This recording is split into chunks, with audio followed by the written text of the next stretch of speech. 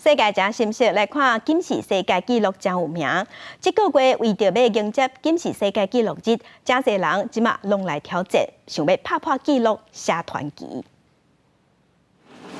一台大型皮卡只靠2年的赛，速度来为2支日间的下空间2过去，将机尾创下2年2过80公分上下空间的金氏世界纪录。英国查甫人史威夫特最近伫金氏世界纪录日即天，通过进前跑纪录入班证书是足欢喜的。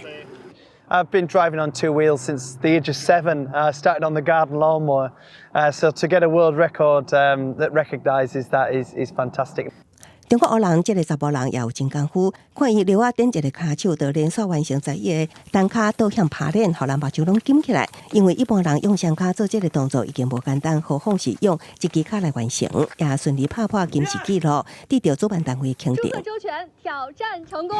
今年金氏世界纪录真侪奇奇怪怪，日本纪录馆一队选手以30礼拜成绩拍破2个人连续上荷兰式倒头再跳，也就是用手带骹跳所有的世界纪录。那美国宾州这个查甫人利用弓仔倒向跳，以3.07公尺的高度成就世界上冠。This is my 8th record now today, or I currently hold 8 now, and I feel pretty good about that.